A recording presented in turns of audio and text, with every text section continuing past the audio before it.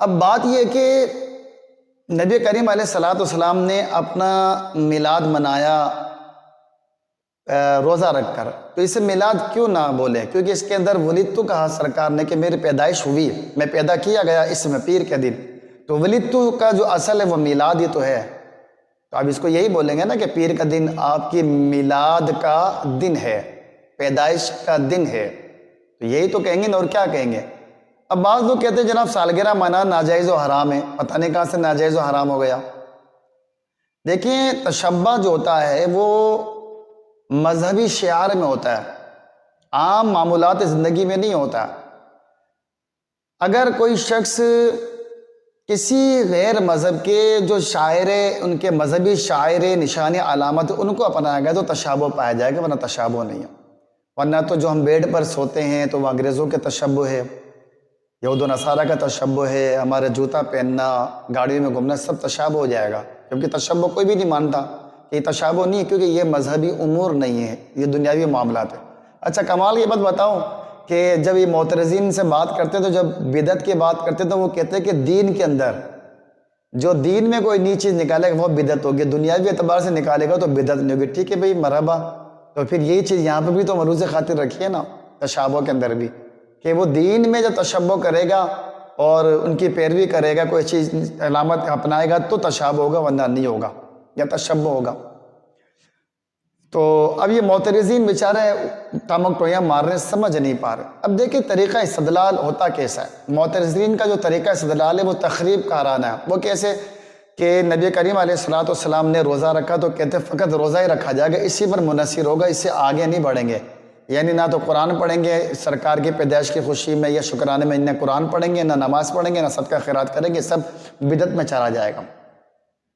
عجیب منطق ہے، یعنی صرف اسی پر انحصار ہوگا، منحصر رہے گا، اسی پر اس کا دار و مدار رہے گا۔ اگر آگے بڑھے یہ سے تجاوز کیا تو بدعت میں چلے جائیں گے، اور پھر کہتے ہیں کل بدعۃ ضلالہ، کہ ہر بدعت گمراہی ہے۔ اب بڑی مشکل ہو گئی، آزمائش ہو گئی۔ تو آئیے میں قرآن سے آپ کو اس کی ایک مثال دیتا ہوں۔ قرآن پاک میں اللہ تبارک و تعالیٰ ارشاد فرماتا ہے فَلَا تَقُلْ لَهُمَا اُفٍّ، اور اپنے بوڑھے والدین کو اف نہ کہو۔ تو قرآن نے فقط اف کہنے سے منع کیا۔ اب اگر کوئی زیادہ ہوشیار ہی کہے کہ جناب اللہ نے تو اف سے منع کیا ہے، باقی چیزیں تو میں کروں گا، گالی بھی بکوں گا، انہیں گور کے بھی دیکھوں گا، دھکے بھی دوں گا، کیونکہ اس سے تو منع نہیں کیا آیت پاک کے اندر، تو لہذا باقی سب چیزیں جائز ہیں، اور صرف اف کہنا یہ منع کیا اللہ نے، تو میں اس سے بچوں گا، باقی سارے کام کروں گا۔ تو مجھے بتائیے کہ ایک عقل و شعور رکھنے والا انسان اس بات کو مانے گا؟ اب اس میں اف کہنے پر جو اف ہے صرف اس کا منع کیا، تو گالی بھی منع ہو گئی، برے افعال بھی منع ہو گئے، دھکا دینا بھی منع ہو گیا، گور کے دیکھنا بھی منع ہو گیا، وہ کیسے؟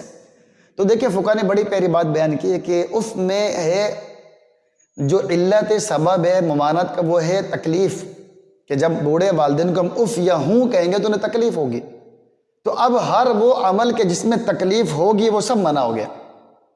تو اب دیکھیں طریقہ استدلال تو یہ ہوتا ہے جو فقہ نے ہمیں سکھایا، علماء نے سکھایا، اور علماء متقدمین نے ہمیں سکھایا، ان کی کتابوں کے اندر ملتا ہے۔ اب وہابیہ کے نزدیک چونکہ انحصار اسی میں ہونا چاہیے کہ اف، وہ اف نہ کہیں، باقی ساری بکواس کرتے پھرے، تو میں سمجھتا ہوں کہ معترضین بھی اس بات کو نہیں مانیں گے، وہ بھی یہ کہیں گے کہ جب اف منع ہوگا تو باقی برے الفاظ بھی، باقی افعال بھی منع ہوں گے۔ دیکھیں یہاں پر لفظ اف یہ کلمہ ہے، فعل کی منع ہی نہیں ہے، تو جب کلمہ منع ہو گیا تو فعل بدرجہ اولا منع ہوگا، کہ کلمے سے فعل زیادہ سخت ہوتا ہے۔ اسی طرح جب روزہ رکھ کر سرکار نے بیان کر دیا کہ روزہ رکھا جا سکتا ہے، تو اب اسی قسم کی تمام چیزیں جائز ہوگی۔